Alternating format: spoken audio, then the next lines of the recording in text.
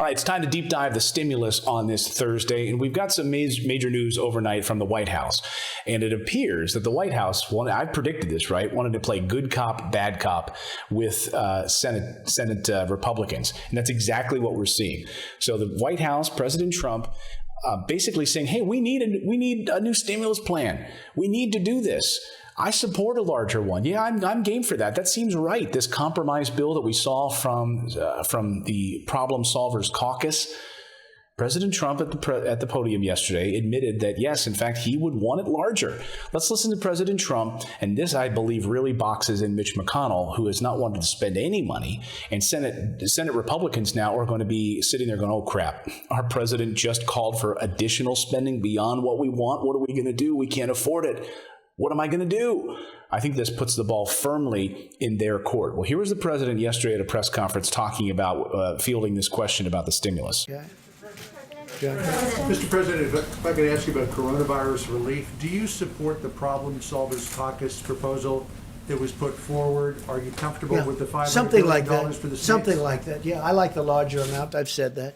Some of the Republicans disagree, but I think I can convince them to go along with that because I like the larger number. I want to see people get money. I want to see it wasn't their fault that this happened. It was China's fault. People say, oh, maybe you shouldn't say that. That's not nice. It was China's fault. So I'd like to see the larger number. Yeah, I would like to see it. There are some things I disagree with, but I'm sure they can be negotiating.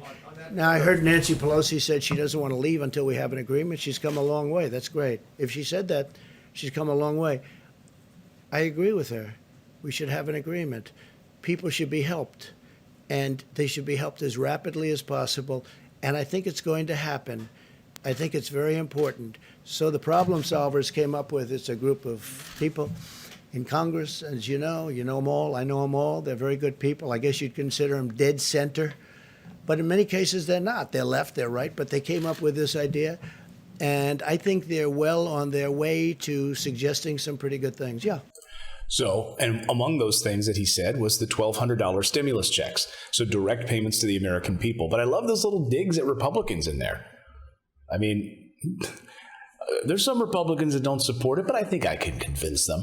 I'm the great negotiator after all. I mean, this surely puts the ball in the court of Republicans in the Senate right now to pass additional stimulus. So again, what the president said was, I like the larger amount. I've said that. Some of the Republicans disagree, but I think I can convince them to go along with that because I like the larger number. I want to see people get money.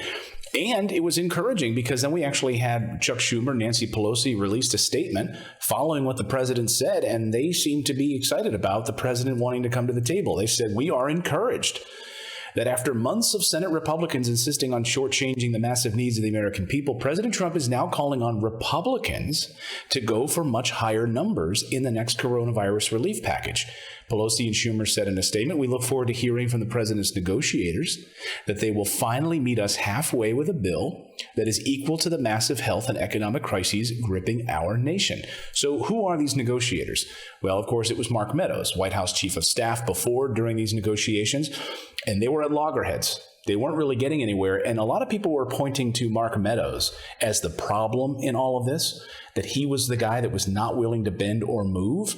But now he's getting a directive from the White House and President Trump. And this might be an opportunity for him during this election, don't you think? He gets to play good cop, bad cop. And he can say out on the campaign trail, hey, look, I'm telling Republicans to pass stimulus. You need it. I want to get direct checks in the American people's hands. It's a smart political move. If he's looking at these poll numbers, which are not good right now, the latest poll numbers have him down significantly across the board, and he is being outspent in television ads across the board. This could be the opportunity that President Trump needs to try to lift up some of these poll numbers in states like Florida, and Wisconsin, Minnesota, Pennsylvania, some of these battleground states, even Texas in play. So here is what Mark Meadows, though, had to say about this. He weighed in and seems like he's going to be the negotiator on this, and he's open to moving the ball forward. But at 1.5 trillion, it's certainly higher than the number we had.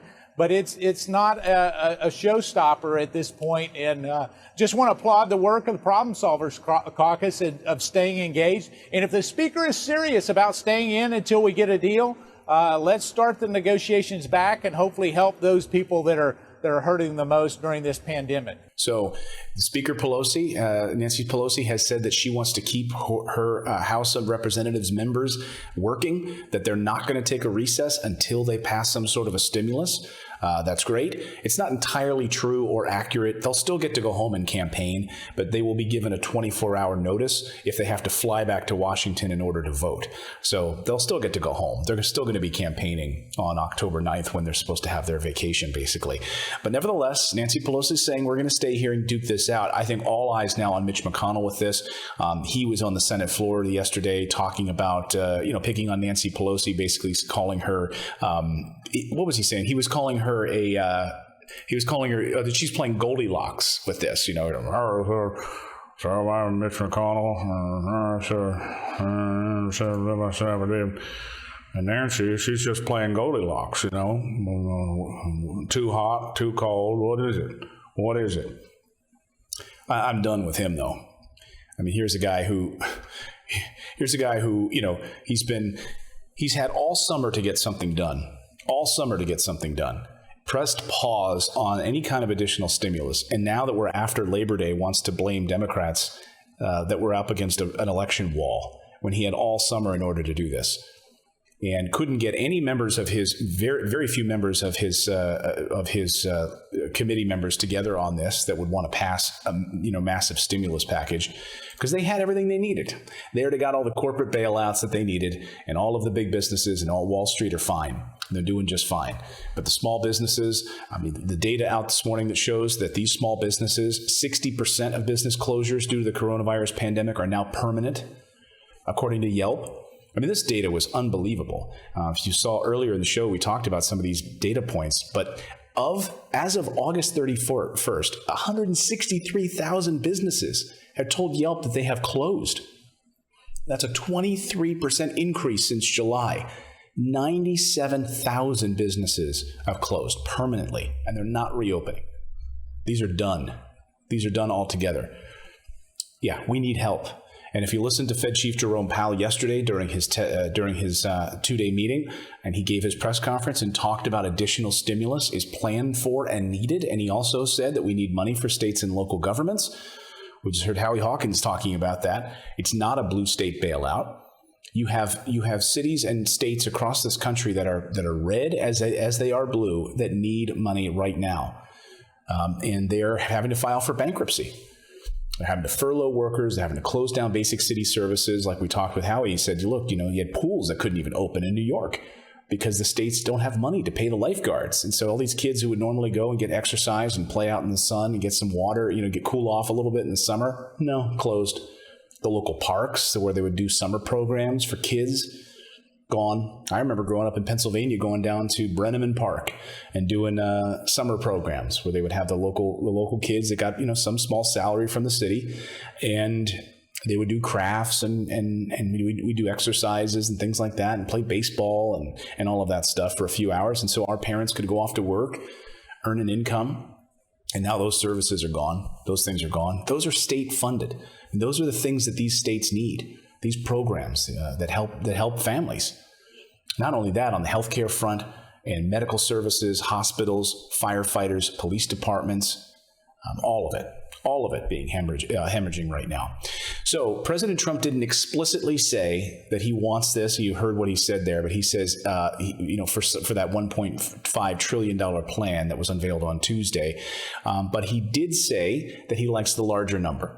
So he wasn't going to give an exact number, but it's likely to come close to that 1.5 if they can get this thing through. Now, I did say that I would eat a houseplant if this thing passes in its entirety. And if this problem solvers bill actually goes through the Senate and gets passed into law, I will do it. I just don't see it in this form going through. Democrats have already poured cold water on it. Republicans have already said that it's too big, too expensive. So I don't know. I don't know what we're going to see.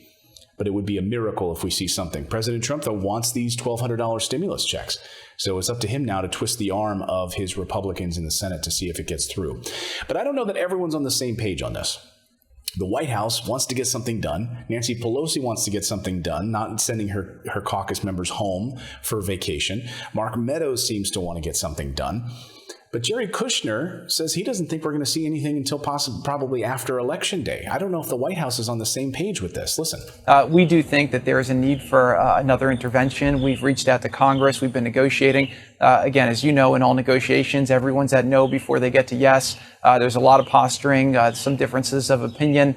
But the hope is that we'll still get to a deal. It may have to happen after the election because there obviously are politics involved. This is Washington. But at the end of the day, President Trump will continue to fight for what he thinks the American economy needs to save American businesses and keep the consumer in a good place. So there you go. That was Jerry Kushner saying that probably won't happen until after the Election Day, which is what I've been saying. I mean, I just would be stunned if something gets through before Election Day, if there's any sort of consensus. Right now, according to my sources in Washington, it's all-out war. They're going to put on a good face, but behind the scenes, it's all-out war right now between these two parties. Having them come together on anything. I mean, I'll be shocked if they're able to come together on not having a government shutdown in the next few days. That's priority number one. And then to pass a stimulus, again, there is no vote scheduled on the House calendar for anything. So unless the White House is able to pressure Republicans in the Senate, they are not going to push anything through. You know, here's how it's going to work. Let me give you a little insight into how this works in Washington, because I've covered this for years. The White House will meet with Democrats, Nancy Pelosi, and they'll come up with some sort of framework. They're going to see if they can come to some sort of a compromise, okay? Somewhere close to 1.5, maybe 2 trillion, I don't know. And then, in order to make that work, the president's got to get on the phone, or Mark Meadows has to get on the phone and call Mitch McConnell. So here's what we've got. Can you get your caucus in line? Can you get those Republican senators to vote on this, yes or no? And Mitch McConnell's going to say, no way. They don't want to spend any money. Ted Cruz doesn't. Rand Paul doesn't. They don't want to spend any money on this. And so that's the amount of negotiating that's going to have to happen over the next few weeks. And I just don't see any of it coming through before Election Day. But again, I am glass half full. You know, my wife made me this giant iced coffee today. It's like a fishbowl of coffee. Even this is half full. I consider this half full. So I'm always a glass half full kind of guy. I'm an optimist, but I'm also a realist. So let me know in the chat below. Do you think we're going to see a stimulus package pass before Election Day? Let me know in the chat. And don't forget to smash that like button and subscribe. If I brought you any value at all today, please, thank you so much for subscribing to the show and smashing that like button. And do not forget, folks, take advantage of our free newsletter. It's super simple to do. Just by going to morninginvest.com, you can sign up totally for free, delivered to your inbox first thing in the morning so you can be more informed. And like I said, we're giving away our new hoodies to all of the folks who referred other people and who won our contest. Check your email today because we're going to be reaching out to you to make sure we pick the right color. You can gray, blue, or black. And we need your size and your mailing address so we can get one of the new hoodies in time for fall sent out to you. So our thanks to you. What's Grover doing? Our thanks to you for supporting our show and supporting independent journalism.